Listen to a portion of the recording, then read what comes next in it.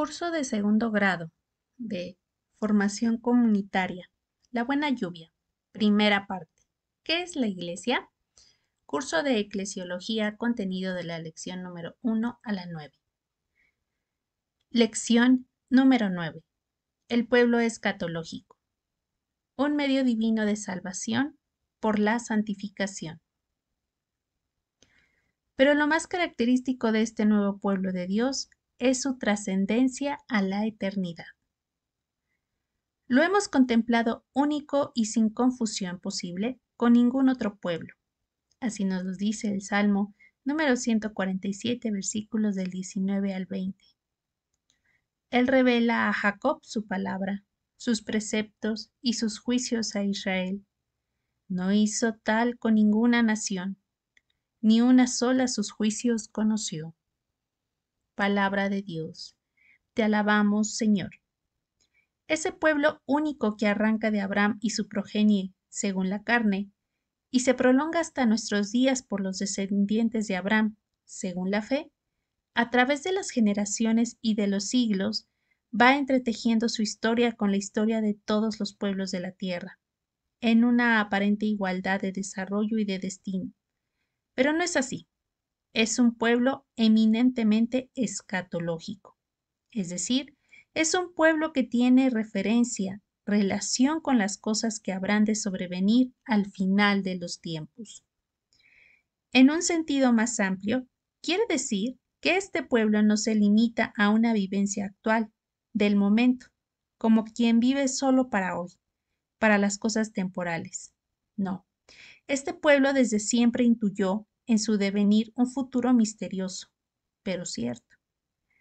De este modo, en el Antiguo Testamento, Israel es un pueblo escatológico porque, aunque su idea de eternidad y destino en la vida eterna es al principio nulo por cuanto la promesa se le presenta en cosas propiamente temporales, más tarde con los profetas poco a poco va descubriendo destinos superiores.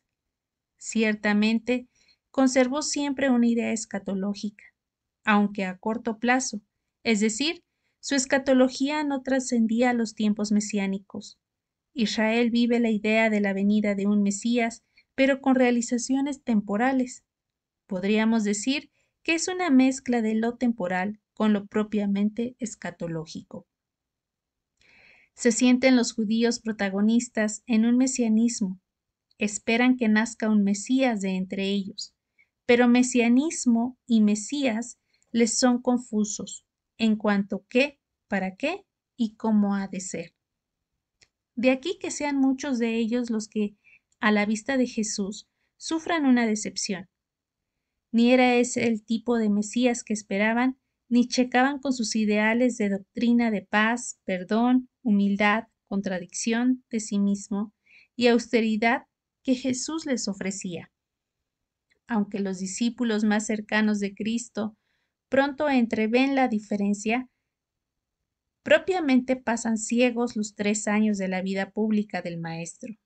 No dejan de mantener la ilusión del reinado temporal y los primeros lugares en él. Y aún hay quien le reproche al Señor por el arrojo de marchar a Jerusalén, exponiéndose a una muerte segura. Para todos se puede decir, la muerte en el patíbulo de Cristo suena a derrota total y definitiva, y el desánimo llega a niveles de desolación. Las primeras noticias de resurrección son apenas atendidas y más bien se toman como figuraciones de las mujeres que se han adelantado al sepulcro. Pero la sorpresiva presencia del Señor en medio del cenáculo, cerrado por temor a los enemigos del pequeño grupo, cambia definitivamente la mentalidad de aquellos hombres rudos y hasta entonces groseramente realistas. No cabe duda, Jesús ha resucitado. Luego, entonces el destino de nuestro pueblo no termina con la muerte.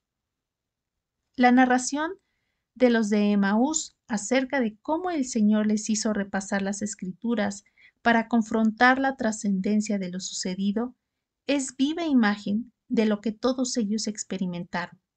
una revisión total de los 3 años pasados al lado del Maestro, sus enseñanzas, sus predicciones, sus advertencias, y de todo ello, así mirado, sacaron una convicción: el destino del nuevo pueblo de Dios, que no se limitaba a las dimensiones pobres del tiempo, sino que va más allá, mucho más allá.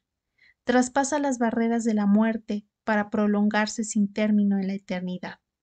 Inesperado y arrebatador destino.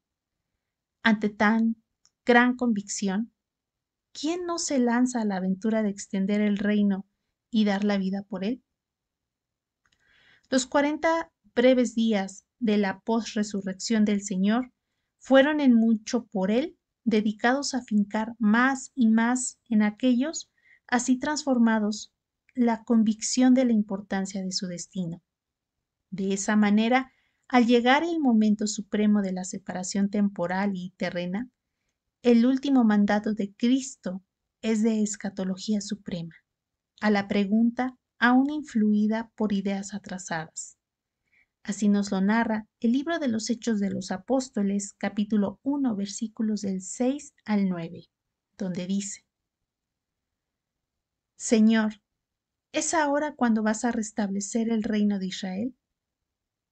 Él les contestó: a vosotros no os toca conocer el tiempo y el momento que ha fijado el Padre con su autoridad, sino que recibiereis la fuerza del Espíritu Santo, que vendrá sobre vosotros, y seréis fieles testigos en Jerusalén, en toda Judea y Samaria, y hasta los confines de la tierra. Y dicho esto, fue levantado en presencia de ellos, y una nube le ocultó a su vista.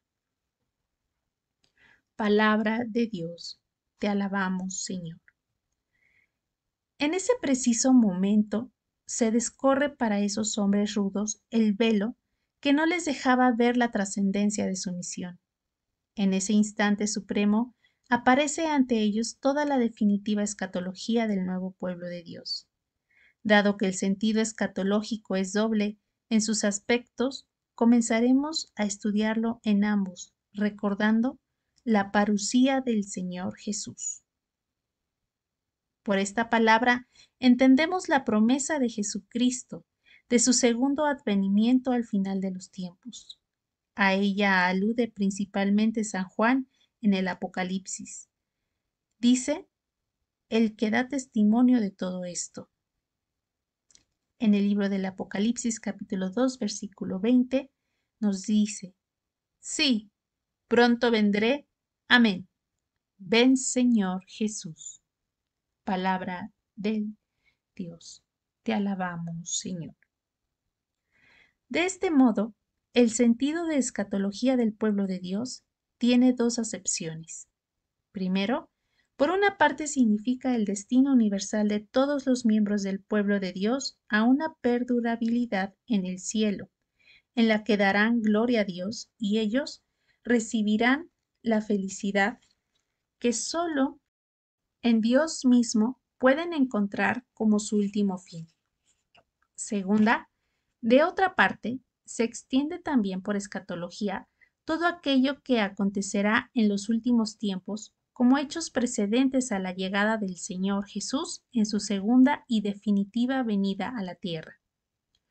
Con respecto a lo primero, la escatología nos presenta además y también como antecedentes al goce de la eterna felicidad, los pasos que el hombre habrá de seguir tras la muerte, el juicio personal y, según el resultado de éste, la introducción del réprobo al infierno y el paso por el purgatorio para quien tenga algún defecto que limpiar, y el cielo para aquel que, libre de todo impedimento, llegue al goce de su Señor.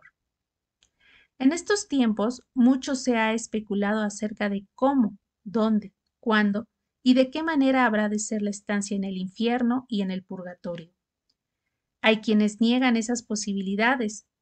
Los hay que tan solo niegan el infierno material, aduciendo que el ser espiritual del alma no admite sufrimientos materiales, lo cual se hace extensivo al purgatorio, llegado entonces a la convicción de que el purgatorio ni tiene lugar ni tiene tiempo, puesto que, desprendida el alma del cuerpo, su existencia ya no se encierra dentro de los límites del tiempo y del espacio. Las conjeturas parecen en esta materia hundir al hombre en perplejidades que al final de cuentas son cosas de mínima importancia en la vida práctica. En efecto, si de lo que se trata es del problema elemental, importantísimo y definitivo de nuestra salvación y eterna felicidad, palidece hasta la más mínima importancia el cómo, el cuándo y el dónde. Solo sabemos a ciencia cierta, como verdad de fe y como cosa de destino final, que Dios es remunerador, que con entera justicia dará a cada quien lo que le corresponde con respecto a sus obras, y que tras esto su justísima decisión permanecerá en sus efectos para siempre jamás. Dejemos a los teólogos que elucubren el cómo, el dónde y el cuándo, y atengámonos a lo cierto. La presencia de Dios es por sí sola nuestra eterna felicidad, como que para que esto fuimos creados. La ausencia de Dios es por sí sola el extremo de los males, porque nos desliga para siempre de nuestro destino final. Ante esto, ¿qué importancia puede tener todo lo demás que se trate? La concepción de San Pablo sobre la salvación es una amplitud maravillosa. Comprende desde el designio eterno de lo que sabe Dios de antemano, hasta el don de la inmortalidad gloriosa y la resurrección de los cuerpos a la segunda venida de Cristo.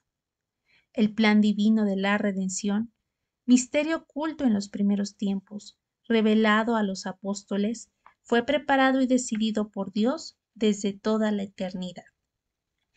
Así nos lo narra San Pablo en su carta a los Efesios capítulo 1 versículos del 3 al 6, donde dice: Bendito sea Dios y Padre de nuestro Señor Jesucristo, que nos ha bendecido con toda clase de bendiciones espirituales en los cielos, en Cristo, por cuanto nos ha elegido en Él antes de la creación del mundo, para ser santos e inmaculados en su presencia en el amor, eligiéndonos de antemano para ser sus hijos adoptivos por medio de Jesucristo, según el beneplácito de su voluntad. Asimismo nos lo refiere San Pablo en su carta a los Romanos capítulo 8 versículos 28 al 30. Por lo demás, sabemos que en todas las cosas interviene Dios para bien de los que lo aman, de aquellos que han sido llamados según su designio, pues a los que de antemano conoció, también los predestinó a reproducir la imagen de su Hijo, para que fuera Él el primogénito entre muchos hermanos, y a los que Él predestinó. A esos también los llamó, y a los que llamó, a esos también los justificó. A los que justificó, a esos también los glorificó. Palabra de Dios. Te alabamos, Señor. Por manera de que nuestra glorificación habrá de ser de manera que nos asemejemos a Cristo, al punto de convertirnos a los ojos del Padre en imágenes suyas, y entonces sí mereceremos llamarnos hermanos suyos. Todo ello sería inalcanzable para nosotros si no fuera por la acción constante del Espíritu Santo dentro de nosotros, y aún delante del Padre en favor de nosotros. Así San Pablo nos lo comenta en su carta a los Romanos capítulo 8, versículos 26 al 27.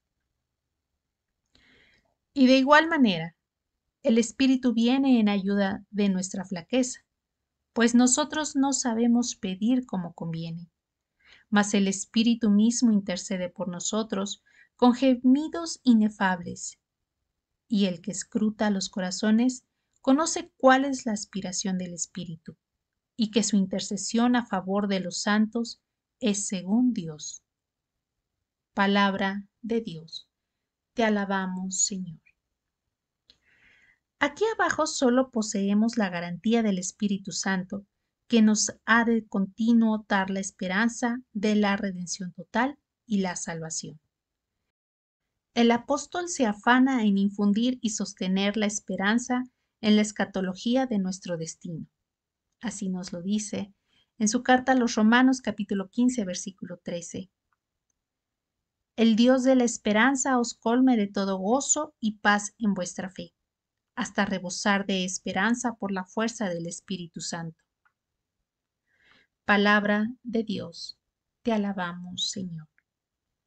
San Pablo nos presenta ahora el contraste entre quienes viven esa esperanza y los que, en cambio, ponen su corazón y su inteligencia en las cosas perecederas.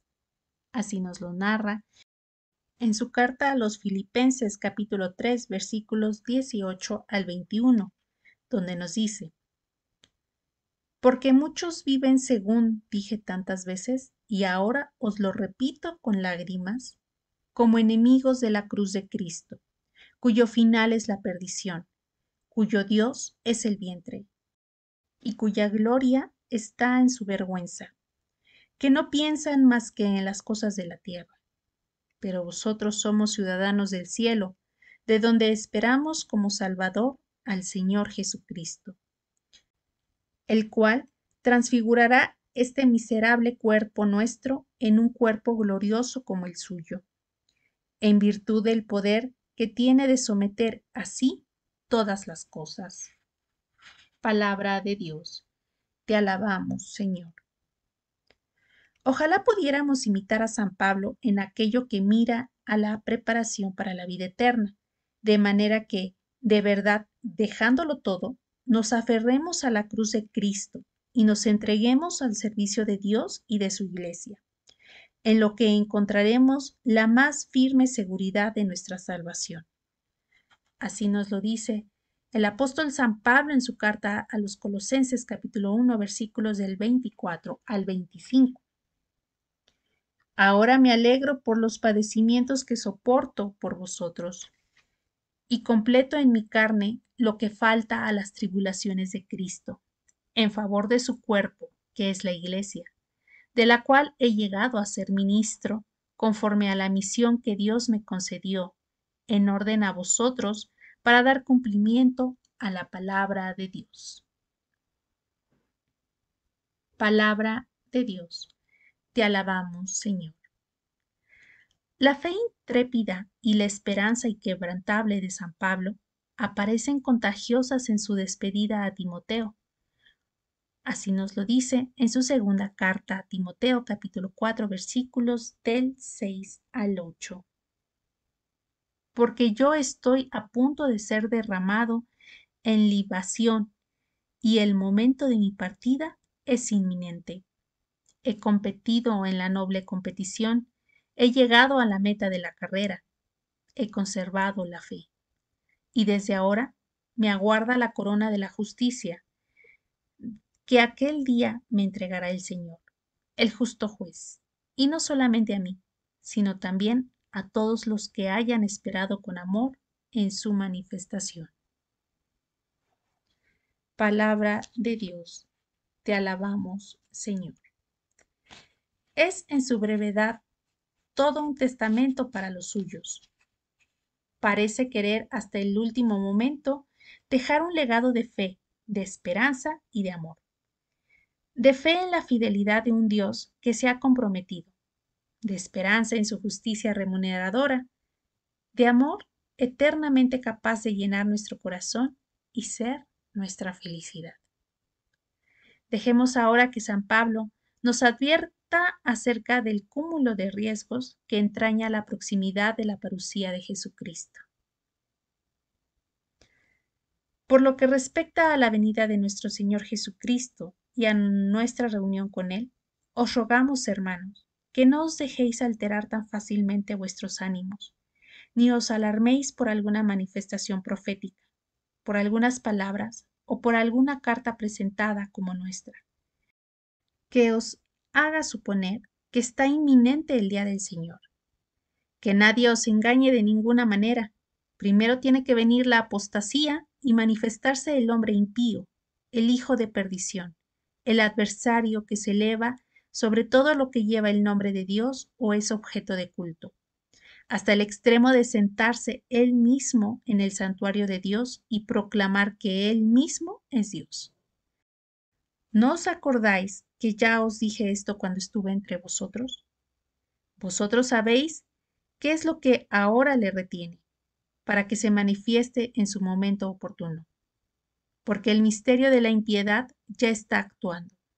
Tan solo con que sea quitando de en medio el que ahora le retiene. Entonces se manifestará el impío, a quien el Señor destruirá con el soplo de su boca y aniquilará con la manifestación de su venida. La venida del impío estará señalada por el influjo de Satanás, con toda clase de milagros, señales, prodigios engañosos y todo tipo de maldades que seducirán a los que se han de condenar por no haber aceptado el amor de la verdad que les hubiere salvado. Por eso Dios les envía a un poder seductor que les hace crecer en la mentira, para que sean condenados todos cuantos creyeron en la verdad y prefirieron la iniquidad. Nosotros, en cambio, debemos dar gracias en todo tiempo a Dios por vosotros, hermanos, amados del Señor, porque Dios ha escogido desde el principio para la salvación, mediante la acción santificadora del Espíritu y la fe en la verdad. Para esto os ha llamado por medio de nuestro Evangelio, para que consigáis la gloria de nuestro Señor Jesucristo. Así pues, hermanos, manteneos firmes y conservad las tradiciones que habéis aprendido de vosotros, de viva voz o por carta. Que el mismo Señor nuestro Jesucristo y Dios nuestro Padre, que nos ha amado y que nos ha dado gratuitamente una consolación eterna y una esperanza dichosa, consuele vuestros corazones y los afiance en toda obra y palabra buena. Palabra de Dios. Te alabamos, Señor. Segunda carta a los Tesalonicenses, capítulo 2, versículos del 1 al 17. Es la preocupación del pastor por sus ovejas que trasciende. Palabras que por otra parte son aún hoy en día valederas, angustias y temores por no ser entendido, o sus advertencias tomadas en serio. Todo ello es en sí la escatología. En cuanto a cómo pueda realizarse en la eternidad la escatología de este pueblo nuevo de Dios, solo sabemos que su plenitud, aquella para la que hemos sido creados en lo individual y comunitario, es cosa cierta, pero la parte final del misterio.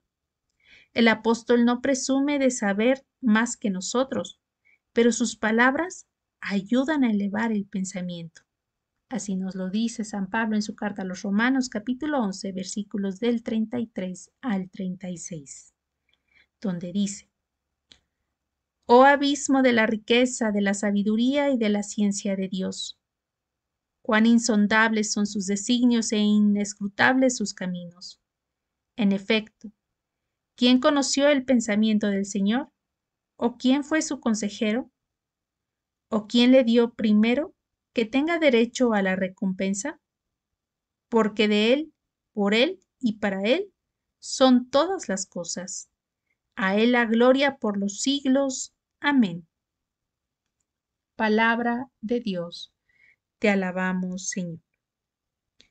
Resumiendo, lo más característico del pueblo de Dios es su ser escatológico.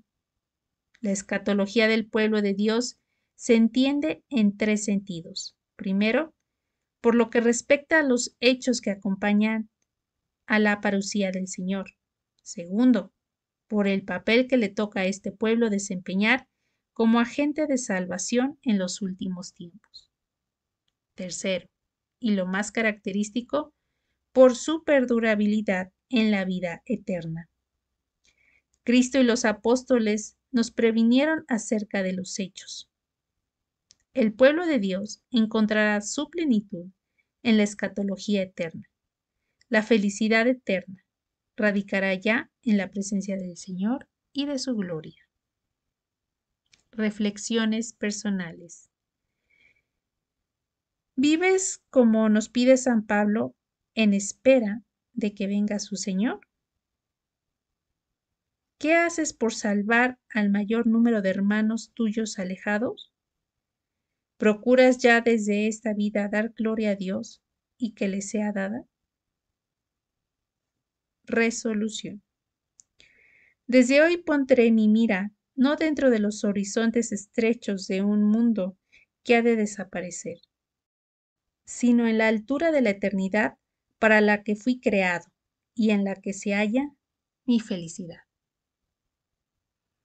Pues hasta aquí nuestra lección número 8 de este segundo grado titulada El pueblo escatológico. A continuación, veremos un poco de nuestro vocabulario. Escatológico proviene del griego escatos, que significa lo último, y de la palabra logos, que significa ciencia o tratado. Es decir, es un pueblo que tiene referencia, relación con las cosas que habrán de sobrevenir al final de los tiempos.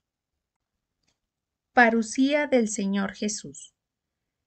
Parusía en griego significa presencia, venida o llegada. Entonces, podemos decir que la parusía de Cristo será su segunda venida a este mundo. Segunda palabra, elucubrar. Significa que estudien, reflexionen, investiguen. Es elaborar una divagación complicada con una apariencia de profundidad. Imaginar sin mucho fundamento. Y bueno, queridos hermanos, si tú quisieras ahondar un poco más en este tema, te recomendamos que visites, descargues o compres el Catecismo de la Iglesia Católica. En su numeral 541 al 546, del 763 al 768, del 769 al 776, del 481 al 786. Pues hasta aquí nuestra lección, queridos hermanos. Muchas gracias por seguir estas publicaciones. Luz y Sal, reunir y servir.